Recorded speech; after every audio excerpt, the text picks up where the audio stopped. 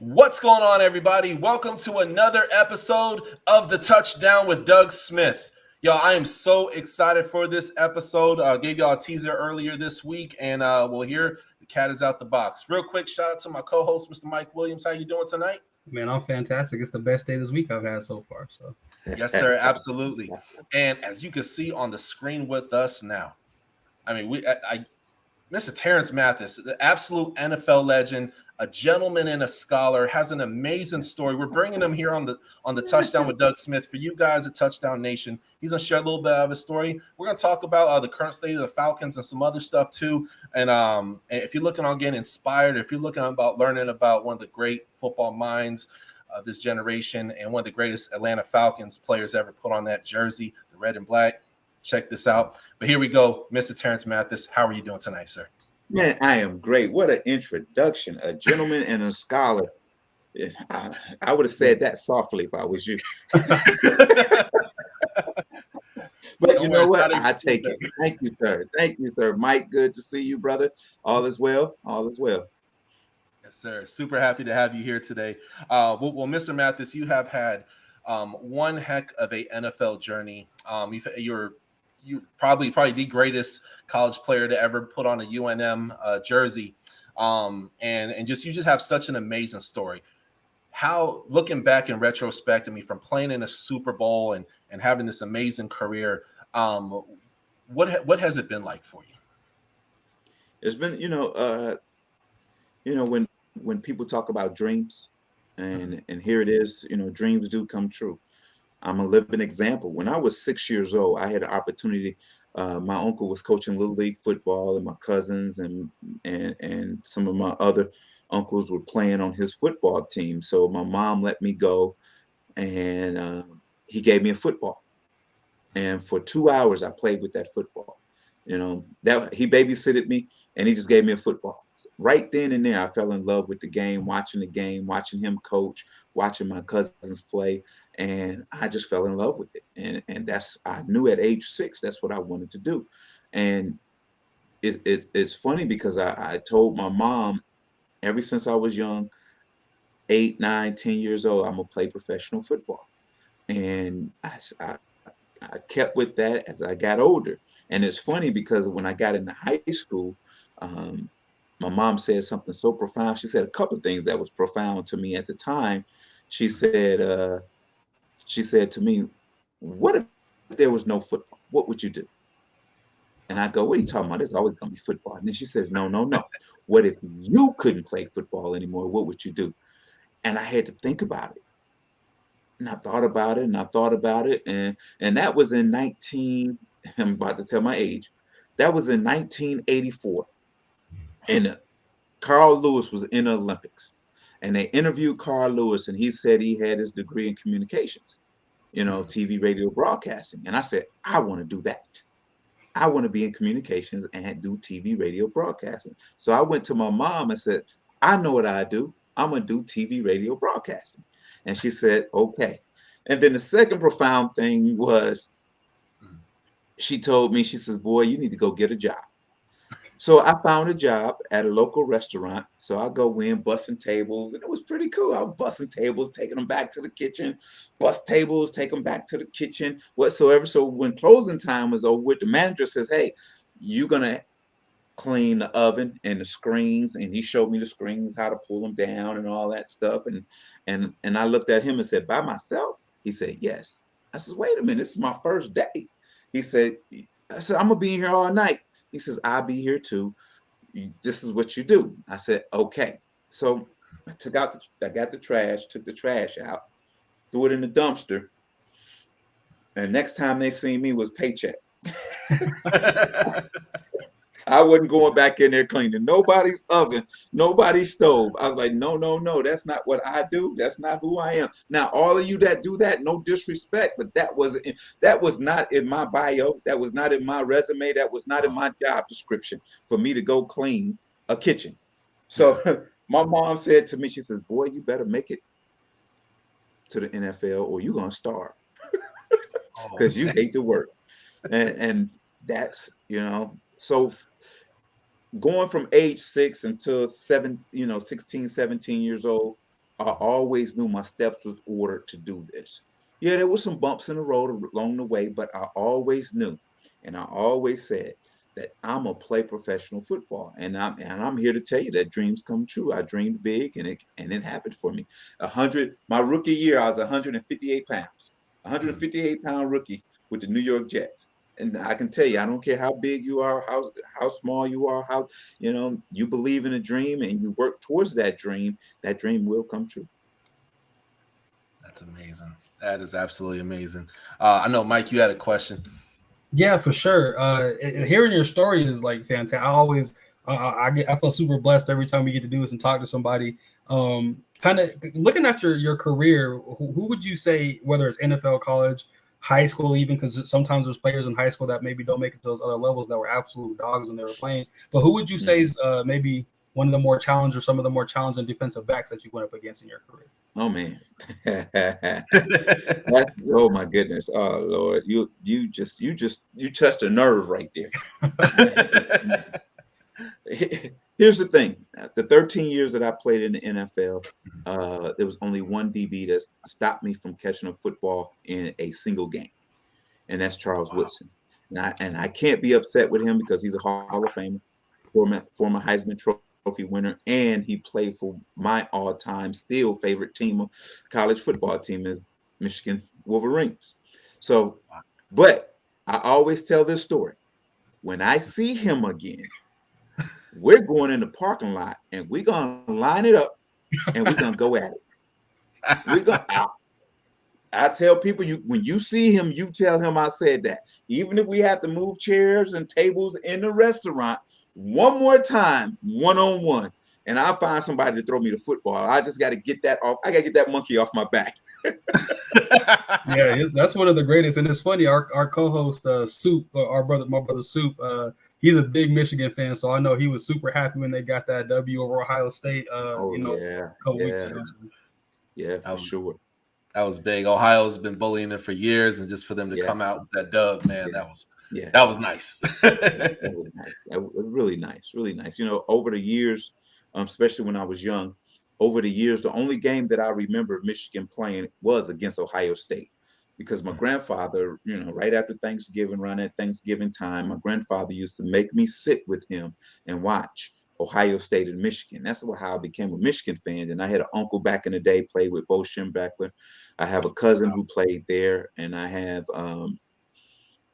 another cousin who graduated from there and an aunt that graduated from there. So our household was Michigan. And then when I was a senior in high school, I wrote Bo Schembechler a letter begging him to sign me so I could play at Michigan. I don't know if he ever got that letter, but hey, Mhm. it wasn't meant to be. I was happy to go to New Mexico and do the things that I did there. That's beautiful. That is beautiful. And that being said, obviously you sound like many young men throughout America who they grow up and they watch football, and this is what they want to do, right? Right. What were some of your? I'm saying, who were some of your favorite players growing up? Who were some players Woo, that have inspired you? woo. Here's the thing. Don't don't laugh, don't get mad, don't go woo. I used to No. have an OJ Simpson poster on my wall. Okay. And when I used to take one of my white t-shirts and get a marker and put 32 on that t-shirt, because we couldn't afford jerseys back then. They weren't even selling jerseys back then. So I used to Mhm. go out and play football at age 8 with that white shirt on and say I was OJ Simpson. And then as I got older, there was Mercury Morris, there was Paul Warfield. Mhm. Then you go into the Pittsburgh Steeler days with Lynn Swan, John Stallworth. Then you go Cowboys with Drew Pearson. You know those guys, Tony Dorsett, and then it was then when I got into my junior and senior year in high school, I was Eric Dickerson and Doug Williams at the same time Yeah, that because is I played quarterback awesome. some of the time and I played tailback some of the time. So Mhm. I had to change attitudes every game. One game I'm playing quarterback, one game I'm playing tailback. So my junior and senior year, I was Eric Dickerson and Doug Williams. So yeah, so I didn't know in high school you played quarterback or running back. So when you went to New Mexico, they recruit you originally as a running back or quarterback, and then switch you to They receiver, or recruited me as a how did that quarterback. happen? Okay, I was recruited as a quarterback. okay, I went to college as a quarterback. Here's the story about that. I wasn't highly recruited coming out of high school. Georgia Southern was recruiting me. Remember back in the day, they had a quarterback by the name of Tracy Ham, and in their option game type offense, I was the option quarterback. So they were recruiting me to be replacement for Tracy Ham. And the offensive coordinator came to see me whatsoever, and he wanted to sign me, and I didn't hear from him for a long time. So finally, he calls. I get a call, and he said, "This is Ben Griffin. Remember me from Georgia Southern?" I was like, "Yes. Where you been, Coach? I haven't heard from you from a while." He says, "Well, I got another job. I'm at the University of New Mexico." And I said, "Where? Mexico?" He said, "No, New Mexico. That's in Albuquerque." So back then we didn't have Google and all that stuff and computers. So we had the encyclopedias, Britannica encyclopedias in our house. So I had to go through that and look and see where Albuquerque was. And I was like, okay, that is in America. Okay. So he says, we want to recruit you here to be a quarterback at the University of New Mexico. I said, okay. So I took a visit May of 1985. There was nobody on campus because school was out. Yeah. And then before I left to get on the plane, I met with the head coach, Joe Lee Dunn, rest in peace. He just passed away a couple of months ago. He said to me, he says, "Well, this is how Joe Lee was. He never showed emotions." He says, "Well, if Ben said you can play, I guess we're going to give you this last scholarship." I was like, "Well, head coach talk to you like that? I guess I'm going to give you the scholarship." And I was thankful for it, but I didn't sign my scholarship until I graduated from high school. The date was June 14th, 1985. The day I graduated, that morning, I signed. That evening, I graduated from high school. And it was 7 days after my birthday. So it was, and then what was it? 2 months later, I'm in Albuquerque, New Mexico, going, "Oh my goodness, where am I? Where Culture am shock. I?" But I adjusted quickly. Played right away as a freshman. And here's a funny story. Here's how I became a receiver. I have never ever played receiver in my life. Maybe in pickup football where you're in the streets and you're just throwing the ball around and you say, "Hey, you go by the pole and you then turn here and then come back here around the rock." That's the only receiver thing I ever done in my life upon going to New Mexico. So our first 3 days there is just freshman camp. And it was funny because the first day we sitting there and they made every freshman stand up and tell them where you were from, what position you play, and all those things, right? Your name and all that stuff. So it got to me, and I said, "My name is Terance Mathis. I play quarterback. I'm from Stone Mountain, Georgia." And I guess I had this little accent to it, and they started laughing. Oh no. And I was like, "Oh," I'm like, "What the hell y'all laughing at?" I said, "Okay." So I was the sixth quarterback in camp. So we get to practicing. So I move up from 6 to 3. So then we still practicing. Now I move up to the starter, as well, in the freshman class. I moved to number 1 in the freshman class. So we had a day of practice, and I was just throwing the ball, running the ball, pitching, doing all these things, and everybody going woo, going crazy. So we had this crazy offensive line coach, Rick Trickett. Rick Trickett used to be the offensive line coach at Florida State. So Rick Trickett looks at me and says, "Oh hell, you think you all that right now? Wait until the upperclassmen get here. Let's see what you can do then." And I just, like I'm smiling now, smiled and jogged back to the huddle. So the upperclassmen came. 3 days later, we scrimmaged. And I'm sitting on the sideline and I'm anxious to get in there, anxious to get in there. So then, as a quarterback, I knew every position and what everybody was supposed to do.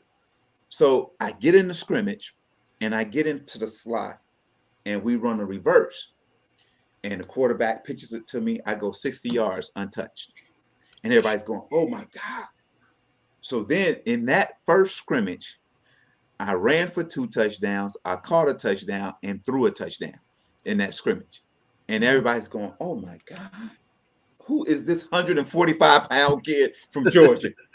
And so now the media, it just goes crazy. It goes crazy. I would have started the first game of the year at receiver, but here's the thing. Joe Lee Dunn went to the offensive coordinator and says, there's no way he's going to sit on the bench for us.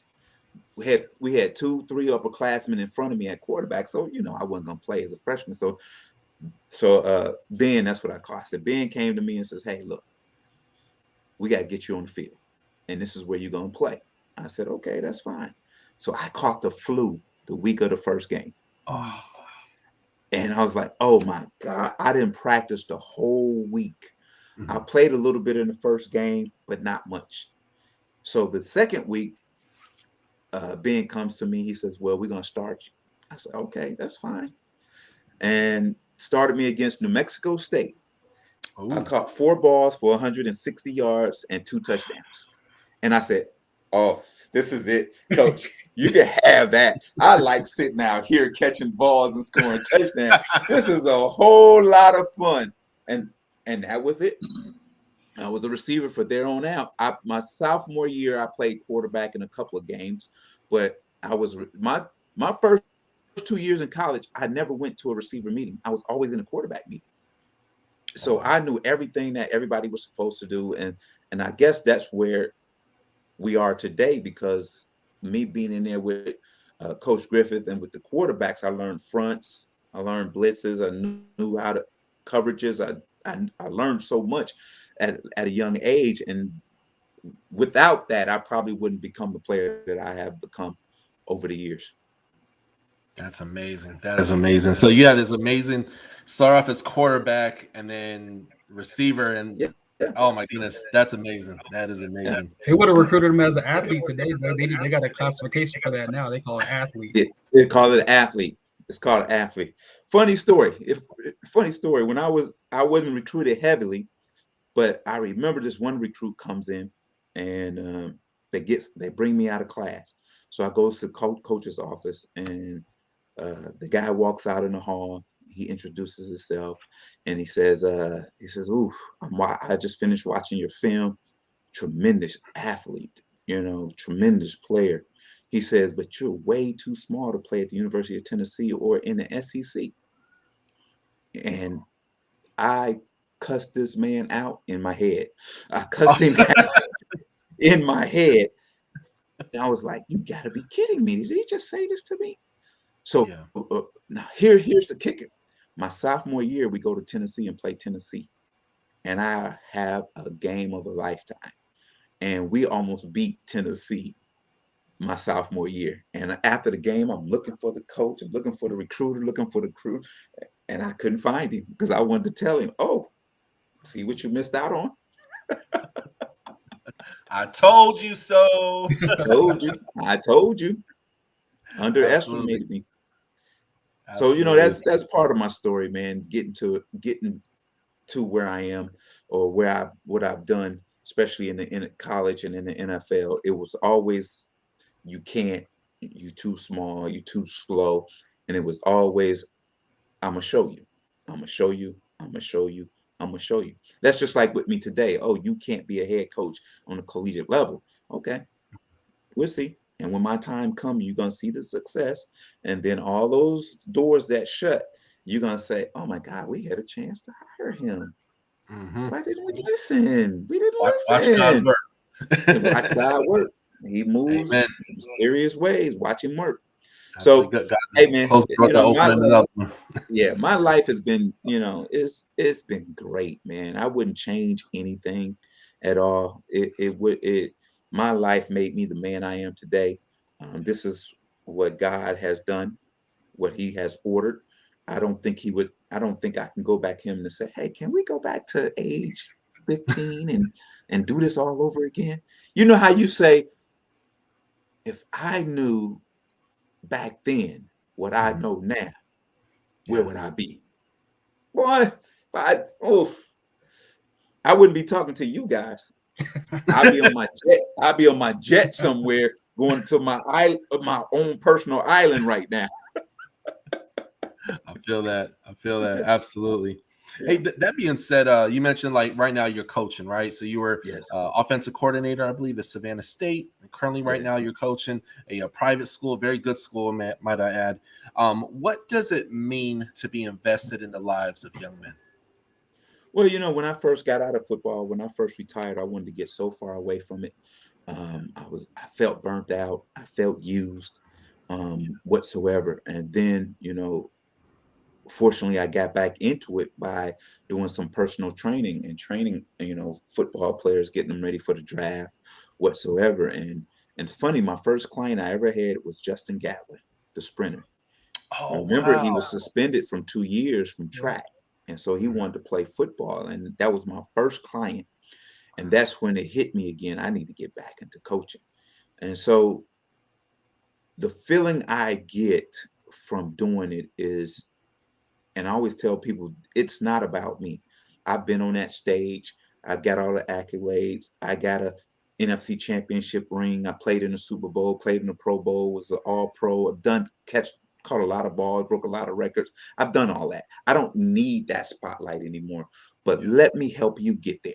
Let me help you get on that podium. Let me help you get on that stage. So everything that I have learned over the years that I've played football, let me help you, not only on the football field, but let me guide you through these life skills to help you be a better man, and don't trip over some of the things that I tripped over that caused me to be the best that I can be all the time.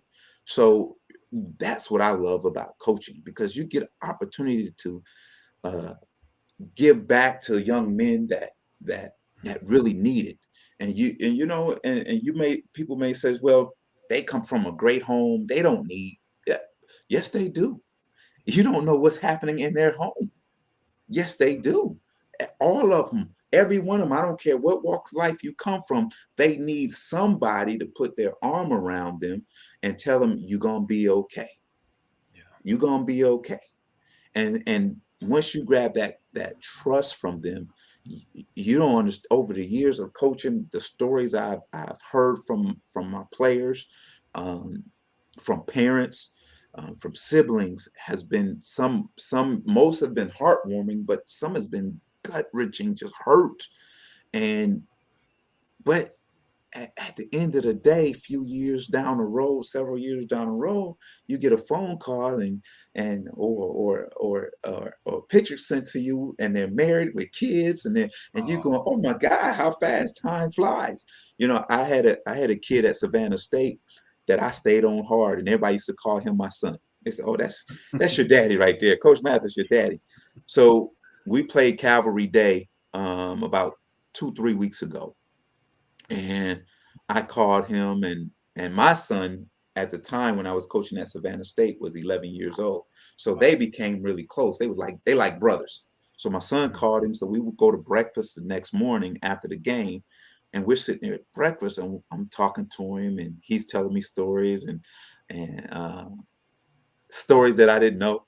I didn't know some of the things that they did, but it was cool. It was like a son saying, when we were little, we used to do this and you didn't know, Dad. That's what it Oh, felt like. That's what it felt like. And so I asked him, and he's the head coach at Beach High School down in Savannah, basketball wow. coach. And I says, you teaching them what I taught you? He said, oh yeah, and more, coach. He says, oh, I'm on them like you were on us. So it's a great feeling to know that you instilled some things into some of your players, that they're just carrying on the tradition and some of the things that you have taught them. And that's just a great feeling right there. And that's why I do it, man. Yeah, wins and losses, wins gonna come. They'll come. But at the end of the day, the win is when you see a kid graduate, go on and be successful in life. That's a win to me. And in the meantime, if I can instill some spirituality in them, and they grasp who they are and whom they belong to in the process, that's the biggest win right there. So, at the end of the day, see, I can go into this coaching business in a whole different realm where we are today in the coaching business, where it will make you have to think about it. And since you asked me, let me go ahead and tell you. Well, here it is. Here it is. And I said this earlier this week on my show, is this. College football has gotten out of control. Coaches are making a whole lot of money, and you're seeing this just retread. Coaches having coached in 7, 8 years, getting jobs, and retread. And I always say there's a reason why all these coaches are available. It's because they've been fired from other places. Give somebody new a chance. And here it is. Think about this. These coaches, especially at these Power 5 schools, that's jumping to Power 5 schools and making more money. Yeah. And this is not even a black thing. This is a cultural thing right here. This is just a black and white thing, brown thing. You go into a home and you sit in front of a family and you put your arms around that kid and say, oh, we're going to take care of him. He's going to be part of the family. I'm going to be like a father figure to him. Now the player's looking like, oh my God, this coach is loving me like this. I've watched him play. I've heard him speak on TV. I love this coach, this and that. And so now the family buys into it. So he goes to the university, he plays his butt off, he wins games for this coach whatsoever. 3 years later, bye-bye, I'm going somewhere else. Wait a minute. You told me we were going to be a family and we was in this thing together, and now you're leaving me? Yeah. Oh my God, you did the same thing my dad did to me when I was little. He said he loved me. We was in this together. We gonna make it. And then he walked out on me and my mom. See, that's the things people don't understand about this business, is that it ain't a black thing. It's white, black, and whoever else, because white kids come from single parent homes also.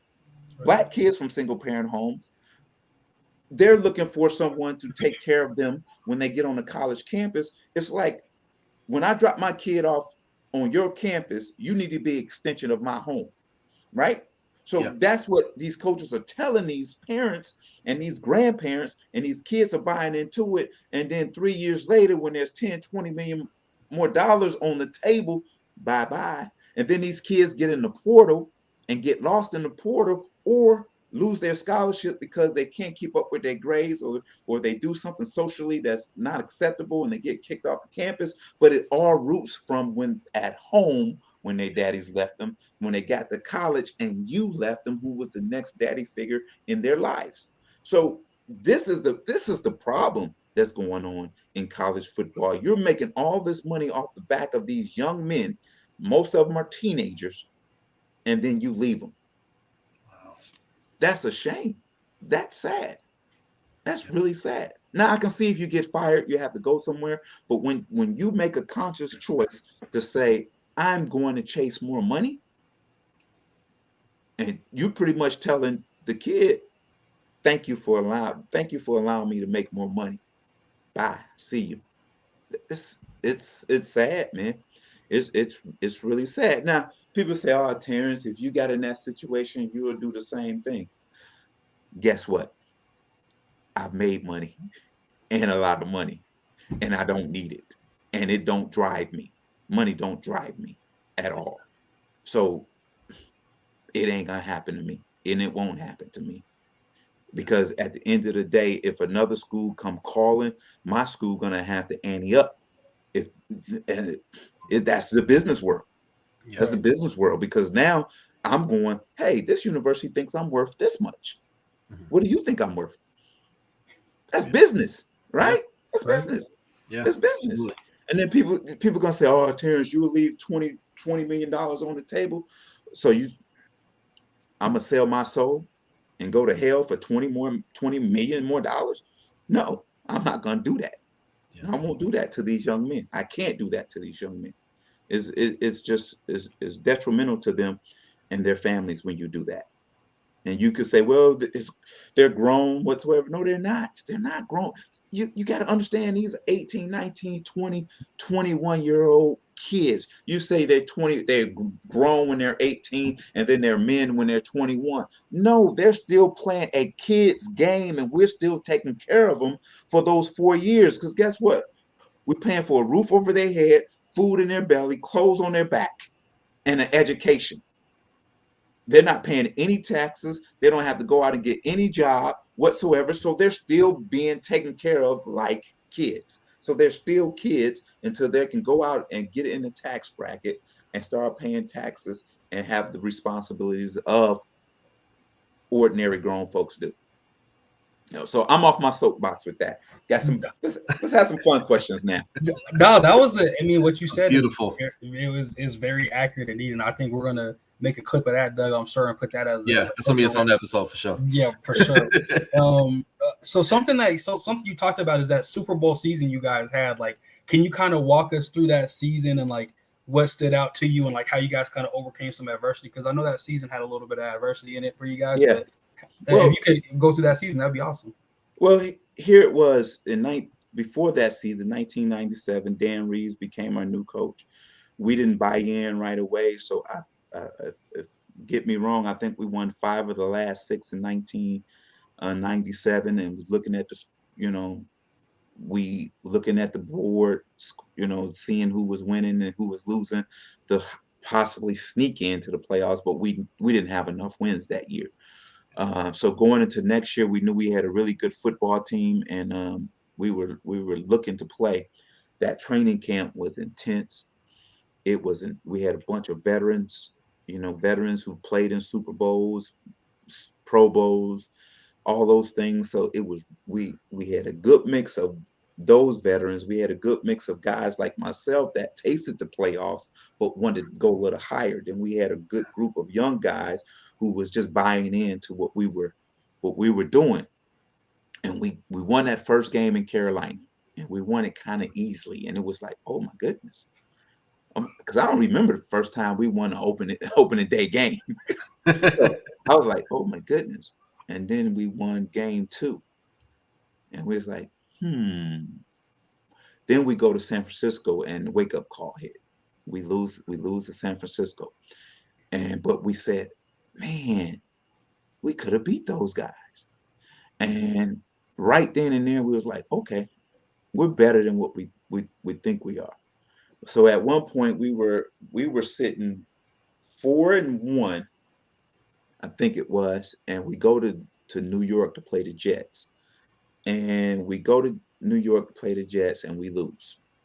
And we walk into the locker room and Chuck Smith goes off, hey, blah, blah, blah. He was just going in, whatsoever, we can't stand for this. We got to play better, this and that. Then Eugene Robinson stood up and says, hey, man, this is a 16-round heavyweight fight. Said, it ain't over yet. We just lost 2 of 6 rounds. So we was 4-2 at the time. And we was like, oh my God.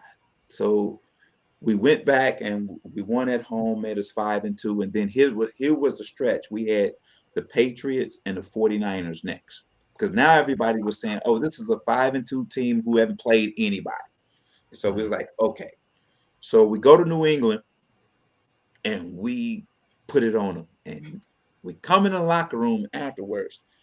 And OJ Santiago said, how about them dirty birds? That's the first time we ever heard that.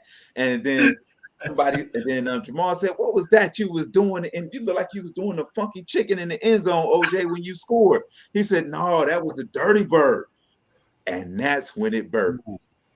That is when it burst. And Jamal took it to another level. But OJ Santiago started the dirty bird dance and the dirty bird moniker against the Patriots. So then we come home and we play the 49ers.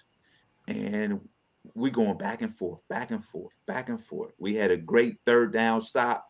They punt to us, and we have the ball with a little bit more over 2 minutes left in the game. And it was 3rd down and 10. We needed the first down to keep the clock, moving, to keep the ball, to have an opportunity to win. Now you got to mind you, I haven't caught a ball the whole game. I haven't had a play thrown to me. I haven't had a ball thrown to me, a play called for me the whole game. So we call a timeout. It's 3rd and 10. So we get back in the huddle. Chris Chandler comes in the huddle and looks at me. He says, "I'm going to you. Get open. I'm throwing you the ball." I'm going, "Yeah, right. He ain't throw me the ball all game. Whatever." He said, "I'm serious. Get open." So I go line up wide, and we call a play where it's a 12-yard out route that'll get us the first down. But if the guy gets in your face and plays bump and run, it turns into a go route, what we call a fade route. So I'm sitting there and he creeps up and I go, "Oh my God, oh my God." And Chris is staring me down and I'm going, "Stop looking at me, stop looking at me." I said, so I beat the guy off the line of scrimmage. Chris throws the ball. The guy falls. I go 79 yards for a touchdown.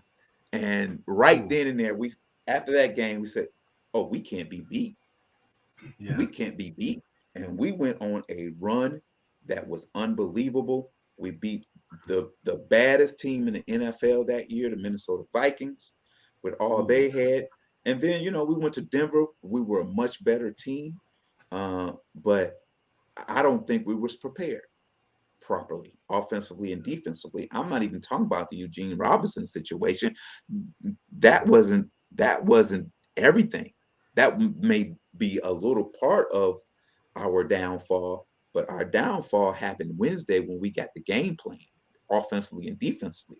When we got the game plan, this is a true story. And if you ever talk to Chris Chandler, he'll tell it to you too. We sit in a meeting and the receiver coach passing out the game plan for the game. And I'm looking at it and I'm going, "What is this?" And he says, "What do you mean?" I says, "Coach, we haven't done this all year. What is this?" And he said, "Well, this is what coach put together." So I go, "Wait a minute." I get up and go to the quarterback room and ask the quarterback coach, who is the pseudo offensive coordinator. I'm going, "What is this?" Chris says, "I was just asking the same thing. How are we supposed to run something we don't know?" And we're sitting there and I'm going, this is BS, man. This is crazy. I said, "Now, it was funny because in the past game, 90% of it, Tony Martin and I were decoys in it." And I'm going, "Wait a minute." Wow. I'm like, "You got to be kidding me." I says, "I'm not in the game plan, the Super Bowl game plan. That is crazy." And Tony was like, this is nuts." So we tried to learn a new offense Wednesday, Thursday, Friday, and had to play on Sunday and perform in that new offense. And as you see, we weren't dominant offensively like we were the previous 11 straight that we had. And we lost the game. And defensively, it happened the same way. You can ask Ray Buchanan, Ronnie Bradford, and they'll tell you some of the stuff they did defensively was totally different than what we did going into the game. Here was the thought on that was Mike Shanahan and Dan Reeves coached together in Denver. So we figured let's do something different because he knows the playbook and he knows how to stop what we're doing. So let's out scheme ourselves. That's basically what we did. We out schemed ourselves for the biggest game in the world. And that's what happened. That's what happened. And the thing is, I sit back sometimes even talking about it. I wish we can go back and do it all over again, because if we go back and do what we do best, the game wouldn't have been close. It wouldn't have been close. But we didn't. We ran what we was told to run, and we executed it at our best abilities. That's what professionals do. And then sometimes it just don't work. Yeah, absolutely. Absolutely. No, thank you for sharing, being so vulnerable and sharing that with us, and then the taking ultimately, fast forward to now, the Atlanta Falcons. I mean, you guys, in my opinion, were a better team back then than you were recently when y'all went to Super Bowl. Just my humble opinion. I know, and that's a little bold, but I think that's a fact. I don't think it's the game has changed so much. Yeah. The locker rooms have changed so much. The players have changed so much. Personalities have changed so much. It's so much a me person. It's a me generation now. Mhm. It's all about me and my contract, me and my endorsements, me and my followers. Um, me. And there needs to be more care about your fellow teammate and each other. And just as an outsider looking in, and I could be wrong, I just don't see it. And the reason why I can say that because I don't see it on the sidelines. I don't see it on the field. I don't see them doing the things that shows that I deeply, deeply, deeply trust you Yeah. and I care about you. I don't see it. I don't see it resonating from the coaching staff. I just don't see that. We weren't like that back then. We cared about each other. When I say we cared about each other, we didn't care if you got mad at us and took a swing at us for saying stuff that was hurting the football team. Mhm. And we had a saying, I'm not attacking you personally. I'm attacking a problem that's stopping you from being the best that you can be and stopping us from being a better football team. And that's how we addressed each other before we went in. Right. And each player accepted that. Okay, it's not about he not attacking me. He attacking something that I'm doing that's stopping me from being the best that I can be and stopping us from being the best that we can be. So I can handle that. So we would go in and say, hey man, dude, you can't be out all night and then come in on Sunday morning and think you're going to be able to play at a high level. You're going to have to stop that. And hey man, you can't come to practice and drop balls in practice and then do the same thing on game day because guess what? When you lose, we all suffer. When you do that stuff, we all suffer. We had a saying when that happens. Hey man, you messing with my money because if we're not winning, I'm not getting a new contract. Yeah. And mama needs some new jewelry. So stop playing. So we Trying to used get to, fly. but we used to do that to each other. It didn't matter if you was the megastar or it didn't matter how much money you made whatsoever. We were on you. Me and Chris Chandler had a thing where he would never get mad at me. I would never get mad at him. I drop a ball in the game. We'll jog off the field and know they say you owe me one. Mhm. You owe me one. I said, I do. My bad, dog. I do. He'd throw a ball over my head if I'm wide open. Mhm. And I go to him, hey man, you owe me one. He says, I got you. Next time I got you. I don't see that. I don't see that holding each other accountable. It's almost like, man, I'm gonna wait and see you make a play. When you make a play, then I'm gonna make a play because it's gonna be okay because I'm scared to make a play because if I don't make the play, they're gonna get on me. The fans gonna boo me. The social media troll is gonna get after me. So I'm just gonna play at a 70% clip instead of Play safe, 100% safety clip ball. and be safe. I'm gonna play safe.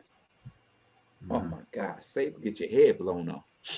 Oh yeah, oh yeah, Yeah, absolutely. Hey, that being yeah. said, what are your thoughts? We got roughly about a month or so left in the regular season. I think like 4 or 5 games left. What are your thoughts on the Atlanta Falcons finishing off this year and going into the 2022 NFL season? I know we got some time left, but like, what are your thoughts on the current state of the Atlanta Falcons going forward? I think right now they don't know who they are. Yeah, They don't have an identity, offensively or defensively. They're trying to find it. You can say, here's the thing I keep hearing. Well, we don't have any players, or we don't have any money whatsoever, or we, this or that. It's a new system. It's a new head coach. It's new defensive coordinator, new offensive coordinator. Okay. yeah. Go into Coca-Cola Mhm. and a board meeting and say, hey, I'm sorry, I'm new. I blew it on this $4 million deal. Bye-bye.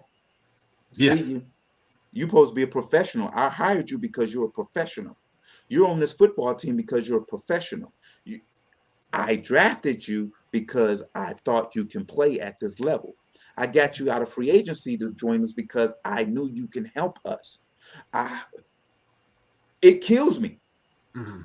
Why are you giving excuses? These are professional men. And if they can't get up and find the proper schemes and play at a level that could a playoff caliber level, why are you playing? Why are you coaching? So that's my thing. And stop making excuses for this football team. There's a lot of teams that don't have money and doing well. Look, if you look at the salary cap of the New England Patriots, I bet you it's come on, man. Yeah. Don't even get me started on all that. But they got a Hall of Fame coach Yeah. who knows what he's doing and who's been around for a long, long time. So at the end of the day, we're gonna give you one. Falcons, this year we're gonna give you one. Next year, we need to see better. You know, these last games, you need to win all five. Honestly, me personally, you need to win all five to have a chance to get into the playoff.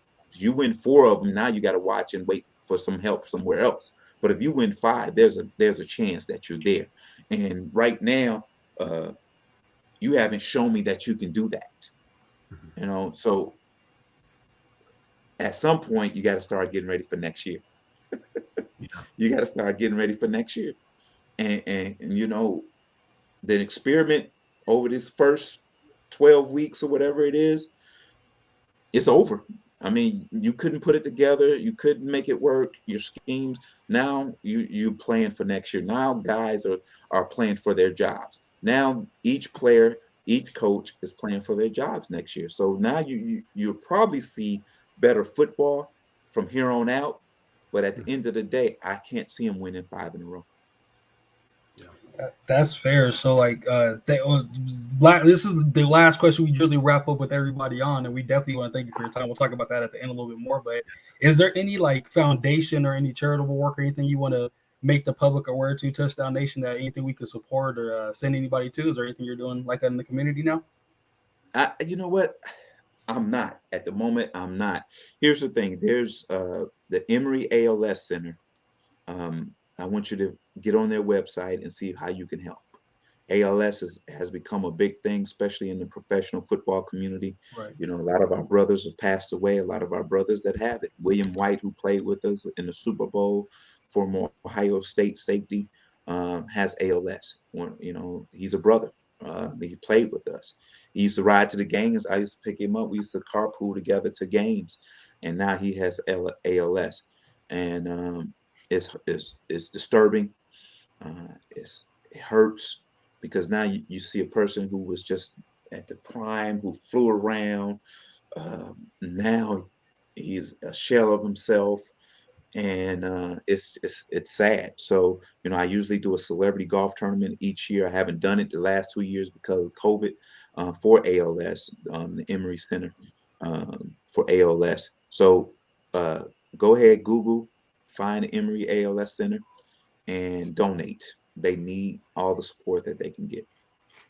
No, we Absolutely. definitely appreciate it. Every time we get the honor and privilege of talking to NFL grade or somebody who's going into college or starting a foundation or something, we always want to try to highlight something that's near and dear to you guys, Thank whether it's you. a foundation you have or something you support. Thank you. So we'll absolutely drop that link. And Touchdown Nation is usually does a phenomenal job of supporting whatever foundation. So I know I personally will. I just wanted to throw this out to you too before we ended this. I know my sister's a Falcons fan, right? My dad's from. I have like half my family's in Georgia. I got family in like Powder Springs, Atlanta, Duluth, all over the place, right? So I know absolutely my sister and her husband, both being Falcon fans, are going to love this interview. So we definitely thank you for taking the time out of your day to like really come bless our show. And Oh we're man, definitely going to you're get this out. welcome. Absolutely. You're welcome. I remember watching when I was a little boy, and I started watching See, football around like 97. see, I don't even make you sound old. you I'm see what sorry, he my did to bad. me? Did you see what he did to me?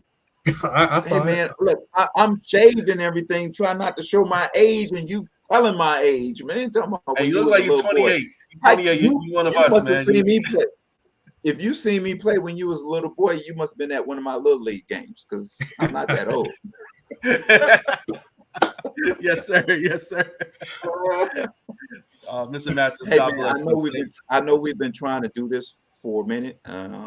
You know, Yeah. things slow down for me a little bit, so I have an opportunity to do these things. I appreciate you guys having me on, speaking my, look, Yeah. I, it's not controversial. It's just how I feel and how I see things, and things I say is not to offend anybody. It's always want them to see a different side of things, and to think have a other opinions than just what they always hear and what they think. So I thank you for giving me an opportunity to stand on that platform and say that. And also, it's always a pleasure when I have an opportunity to speak about um, who I serve, and that's Jesus Christ Himself. So I appreciate that at all. Amen. Thank you. Hey, Jesus is Lord, John 3:16. Hey, Yes, Jesus come knocking, you better open that door. I know. Look, when He tells me to move, I always move. Yeah. I Well, don't, hey, I don't, I don't say when. yeah, When He say go, I go. absolutely. Hey, well, I know we said last question. Let me just add one last one. Okay. Mike and I, we're both Christians. His dad actually used to be the pastor at our Yeah. church and stuff. I believe in the power of God. I believe in the Holy Bible. Yes. Would you mind? You touched on it earlier, just really briefly, or how long as you want to. The importance of going through life with Jesus, having Christ in your life. Hey, look, I was raised in the church. I was always in church, even when I didn't want to go, with one sock on, mix smack shoes.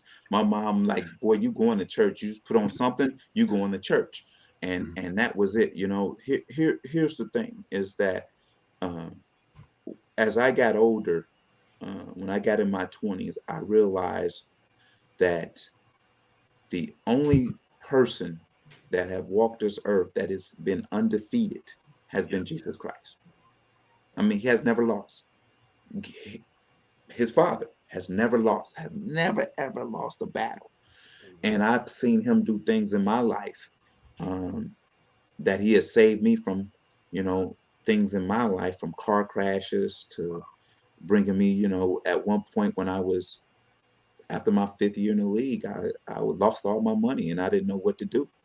Wow. And I prayed and I prayed and I got a new contract. And when I got my signing bonus, I wrote the tithe check, the 10% of that signing bonus, and sent it to my pastor. And he called me and he was stuttering. Terrence, did you mean to send me this? I said, I said, yes, sir. I said, that's for the kingdom. And he was like, oh my goodness.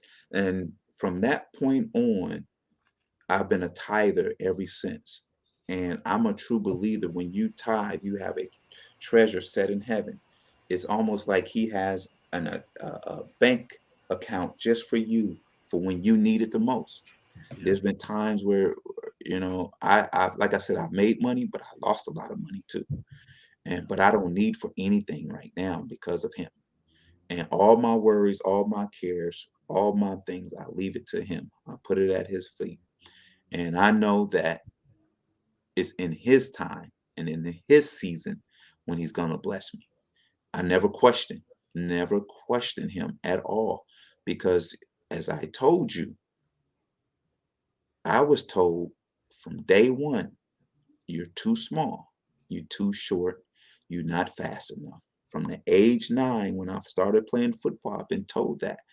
And my mom told me, said, they don't know who you serve. Mm, They don't know who blesses you.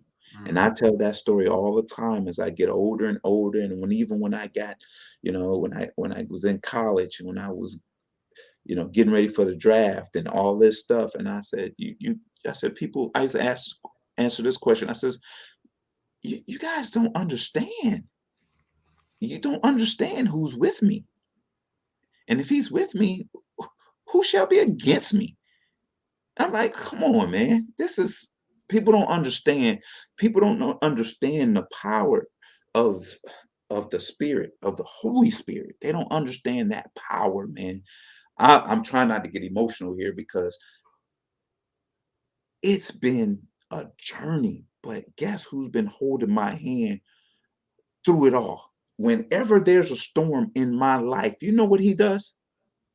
He stands me up in the middle of it, and he puts my chest out and says, just stand. And then when I'm standing there, I feel it. I feel that hand grab my hand and pull me out every time. Every single time. People say, oh, man, you're just making that up. No, you haven't been in a storm and asked for help before from the Almighty. Then you'll feel that hand pull you out of it. And when he pulls you out of it, oh my God, he's pulling you and taking you to different heights because you trusted in him, not in man. I always tell people, why would you trust in man? Because man gonna fail you every time. Man will fail you every time. Now, Amen. You pray for that man, that God will be done in him to help prosper you in some way or help you in some way. That's what you do to man. You don't trust him without instilling a prayer and the Holy Spirit into him to do what's right by you. And I said, then you don't trust him, you trust in the Holy Spirit that's in him that you prayed for. So, and that's the way I live my life. That's the way I live my life. Yeah. That's the way I live my life. At the end of the day, if he doesn't bless me with anything else, he blessed me with enough. Yeah. And I can deal with that, and I can live with that. Love it. I got chills right now. We got church up in here. I love it. Mr. Mathis, thank you so much for coming and blessing us with your time. God bless you, sir. God bless you. For all those who are listening, I'm going to have that link. It's a pretty long link. I did find it. It's med.emory.edu. Super long, whether you listen on Spotify, Apple Podcasts, YouTube, what have you. Go down below, click on that link. It's going to be towards the top. If you want to get involved, all that great information is going to be in there, okay? And remember, you are not alone. Mr. Mathis, any last words before you go? Man, all I can say is this. What a man thinketh in his heart, so is he. I love that one. I love that one. Yes, sir. That's Absolutely. Thank you so much again. You all have a wonderful, wonderful night. Thank you so much for tuning in. God bless you guys. Peace. Watching the touchdown. Peace.